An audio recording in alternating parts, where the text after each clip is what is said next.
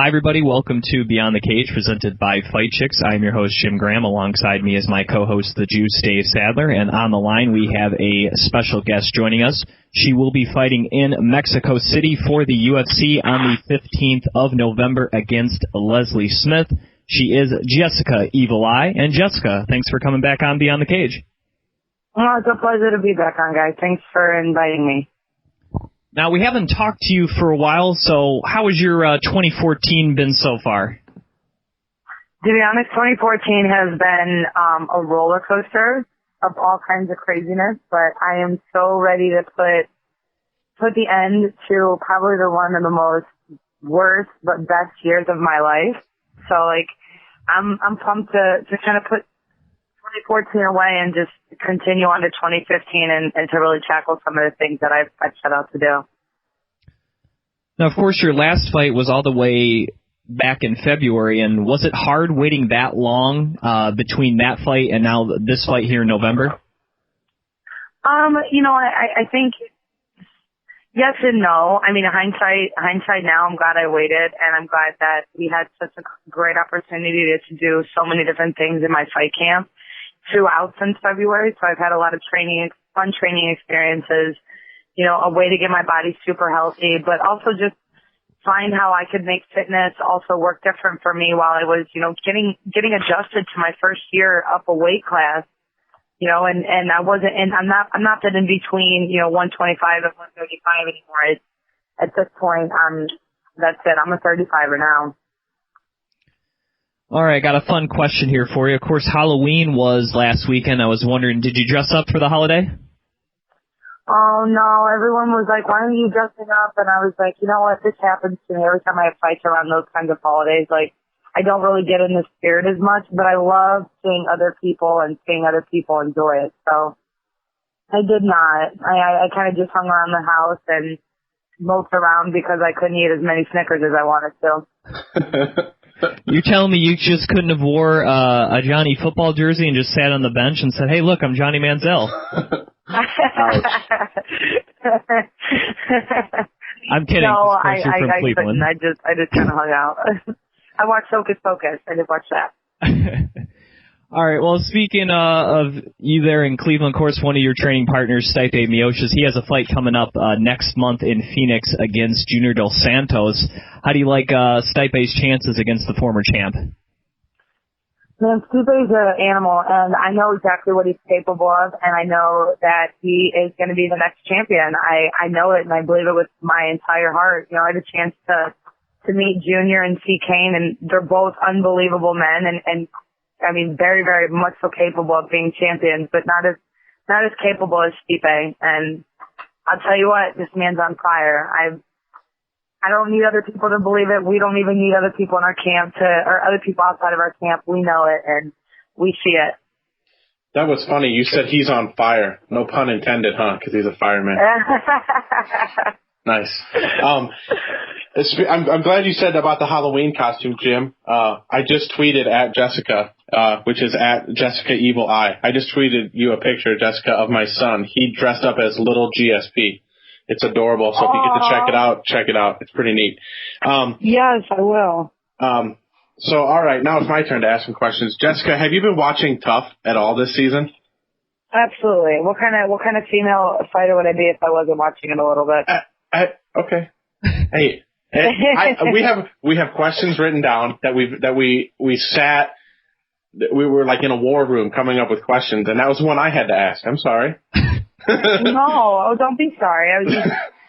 Come on now. I'm friends with some of them girls. You know what I mean? I'm really good friends with Branda, so I support them, and I'm not a hater. Confident women support other confident females doing their thing. So awesome. So give us some quick thoughts on the season that you've seen thus far. Well, I'm so proud of Randa Marco. I mean, she's a beast. I knew it going before she even got to the second set of tryouts that girl was capable of amazing things. So I'm just proud of her. You're kind of get a chance to see some of these girls' personalities, and it's cool. It's cool to see the different kinds of people, and just makes me more proud of the way I carry myself like a young lady. and as a woman. So, I mean, there's definitely some things. And I thought it was really funny last week. My name kept getting dropped like crazy, obviously through Magana and through Aisling, which is so funny because people were tweeting me. They're like, oh, my God, Magana just said your name. Oh, my God, how did you lose to Daly? And, I mean, it's just so funny that Daly was like, I fought with the best. And poor Daly, I wish I could just post that fight and show how much I was beating the snot out of her and she caught me. But that's the sport. You can be beating the snot out of somebody like crazy and punching their face into the ground, and then next thing you know, you get caught in a stupid submission. So I thought it was kind of cool that everyone was mentioning me, and it was kind of ironic that they're doing it right before the fight. Right. It wasn't an option when you broke into the UFC, but would you ever do tough? Would you ever want to do tough? No, absolutely not. Absolutely not, because they only perceive you the way that they want to. You know what I mean? Like you don't get a true chance to show who you really are. They just show you what's good for TV. Yeah, whatever's gonna get the ratings. So this past Saturday, I was in Davenport, Iowa, the great metropolis of Davenport, Iowa, because Invicta just had their most recent show. Have you been able to catch any of their shows on Fight Pass or any other ways? Well, I did.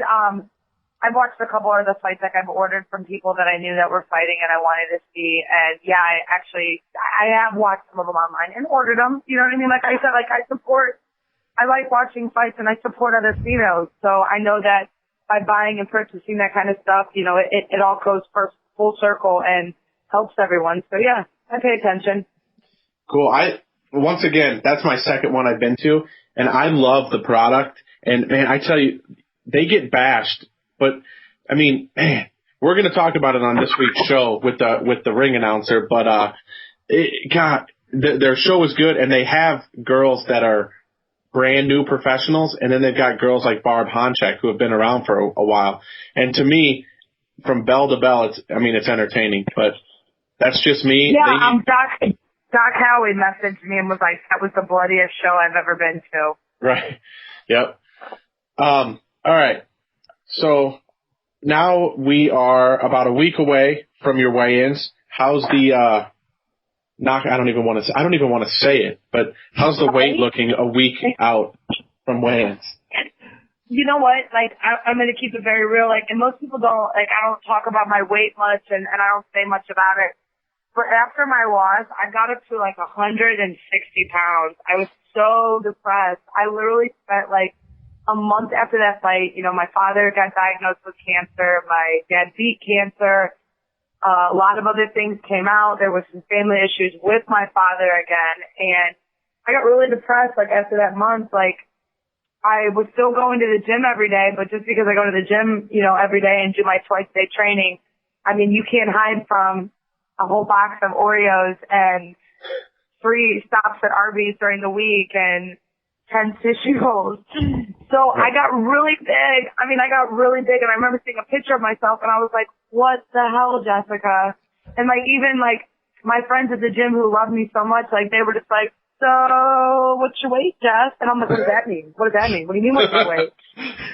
So anyways, since April, one of the doctors, a part of our team, Dr. Paul Botnich, he actually has worked with Stipe for a long time, and he actually introduced me to a product about a year and a half ago called Isogenic, and they sent me all this crazy stuff, and they sent me thousands and thousands of dollars worth of product, and I put it in my closet, and I was like, whatever, I don't want it. I don't want to do proteins and fish oils and fruit complexes, and basically, come April, it's almost bikini time, and I'm like, oh my God, I look like a fat, flabby, evil eye, and I hate myself. So I reached out to Dr. Paul, and I said, Dr. Paul, I'm sorry that I've never truly listened to your advice or anything that you've ever said to me. Can I please have it? Can I have it now? And I want to fix myself, and I want to be the best Jessica I can. So since April, I would say actually since June, I've been walking very low. I've been about 145, 148, and that's even with cheat meals in, to the point that I'm at 42, 43 right now, and I'm still able to have a little bit of I still have carbs. I still have all my things. So really, it's just going to be a water cut at this point. Nice. So is now a bad time to bring up the confetti cake Pop-Tart that I'm eating, or no? No, man. I'm going to eat it. I'm one of those people that, like, come fight time, I'm like, can I watch you eat a whole cake? Can I just watch it? I'll buy it. I'll buy you a cake if I can watch you eat it. So I don't know if that's, like, the demented aspect of me. Don't take this the wrong way, but that's weird. It is. Are you kidding me? Absolutely it is. I know it is, but it's like that personal enjoyment. Nice. Well, let's get off of this train wreck here. So how exciting is it to actually be on the first UFC card ever down in Mexico? I mean, I'm excited because now people are going to relate to me because I'll be the first ones they ever got to see live. I'll always be in their minds, you know, and same with all the fighters that are on the card. We'll all be there. We'll all be there, you know, in their minds for them. And they're always going to be like, man, remember the first UFC card and that Jessica knocked out Leslie Smith? It was awesome, man. It was great. So forever, we're going to be a part of that history-making moment. So I'm pumped for it. Cool. So speaking of Mexico, do you think that the atmosphere down there, the altitude and maybe the air pollution a little bit, is that going to have any problems come fight time? No, there's pollution all over the world, and the altitude. Most people get they play so much into that whole altitude thing. I mean, if you read into it, altitude messes with people with lung issues already, and plus we've already been doing some things in our camp to make sure that extra beet juice to help my blood carry more oxygen to my muscles. So, I mean, I'm not worried about it. Cool. One more for me, and then I'm going to turn it back over to Jim. How cool was it to find out that your fight was going to be featured on the pay-per-view? Oh my God, I was so pumped. I think everybody in my phone, I text them and I was like, I'm on pay-per-view. And it was so exciting. I'm so happy I am. I mean, I feel like it's when I fought Zoila and I made it on the Spike TV card and I was like, oh man, this is real. This is real. People are really going to know who I am. Not that they didn't already, but this is my moment of my chance to show how much I've grown and how much I deserve to be on that card. Jim Graham and Dave Sadler talking with Jessica Evil Eye. You can follow her on Twitter at Jessica Evil Eye. And Jessica, looking back at your last fight real quickly against Alexis Davis, what were you able to take away from that fight? That I need to trust myself again and who cares? Everybody at this top level, girls like Ronda Rousey, Sarah McMahon, you know what I mean, Kat Zagano, they all have this prestige, either Olympic wrestling or they have some kind of Olympic or top level sport about them that that doesn't matter. George St. Pierre, look at him. He wasn't an Olympic wrestler. He wasn't anything at that top level. He just did MMA and look how amazing he was. That I can't let things like that get in my way by any means. I can't let these girls think that they're better than me and, it doesn't matter.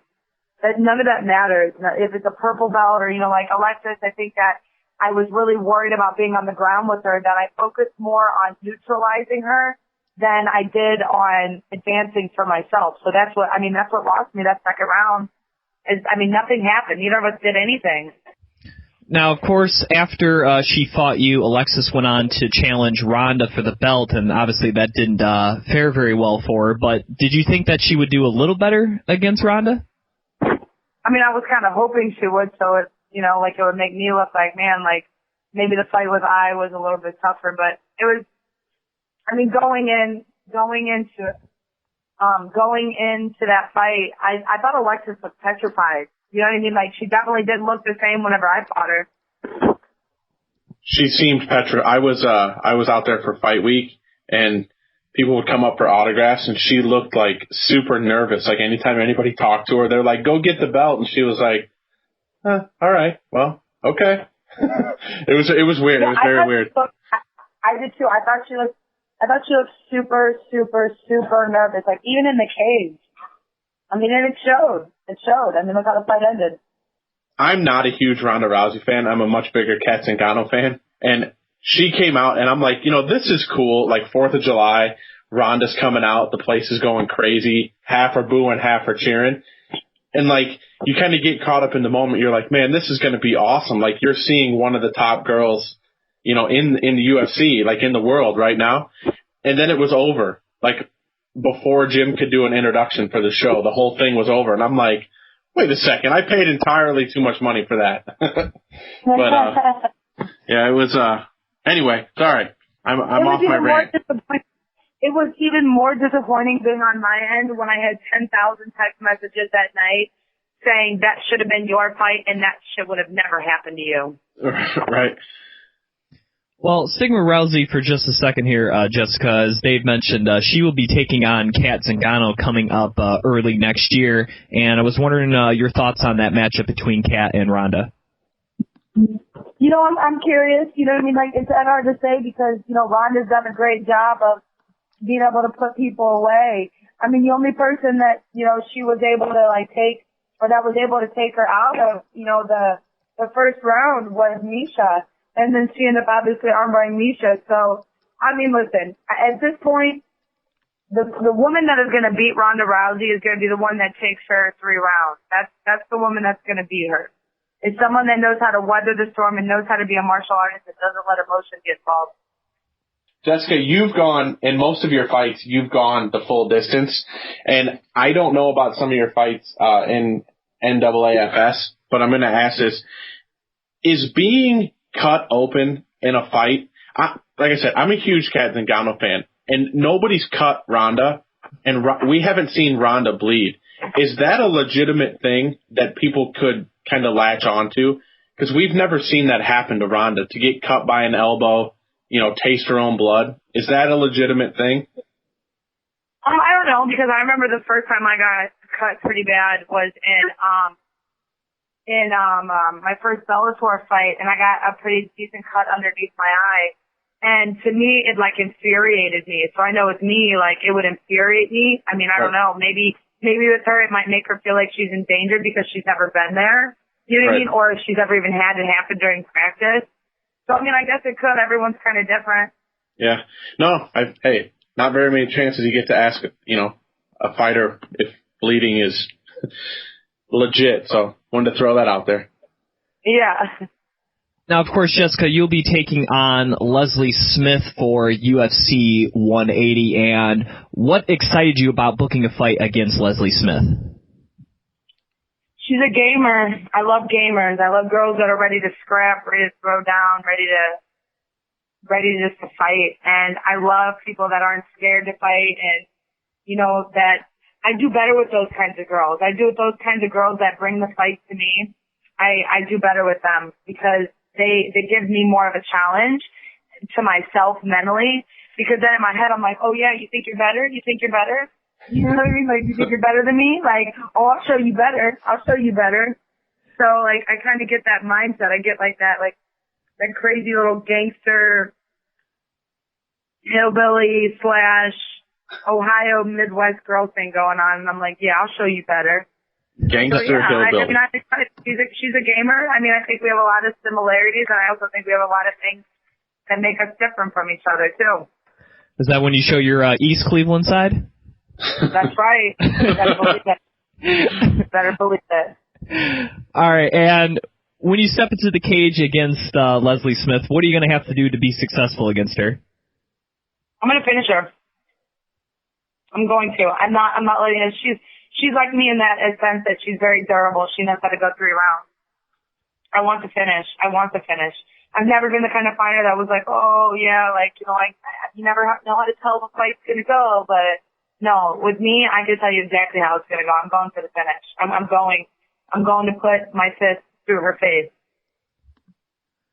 And looking at the main event of UFC 180, we have Fabricio Verdum against Mark Hunt for the interim UFC heavyweight championship. And I was wondering if you had thoughts on the new main event for UFC 180. I mean, I'm excited. I'm excited to see heavyweights fight because every time I see a heavyweight fight, my teammates are the first one to come to my mind. So, the first thing that comes to my mind is, ooh, I get a chance to watch these guys fight live, and, you know, I might be able to report something back to Stipe, you know, and my coaches will be there. So, like, a part of me is kind of like, oh, man, I get to see what other heavyweights fight like, and I can compare them to you know, to Stipe.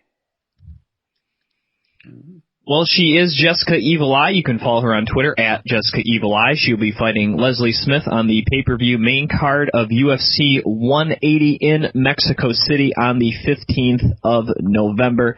And Jessica, thanks again for coming on the show once again, and wish you the best of luck on the 15th against Leslie Smith. Oh, thank you so much, and I appreciate you guys having me on and just helping us promote the fight. Once again, that was Jessica Evil Eye right here on Beyond the Cage, presented by Fight Chicks.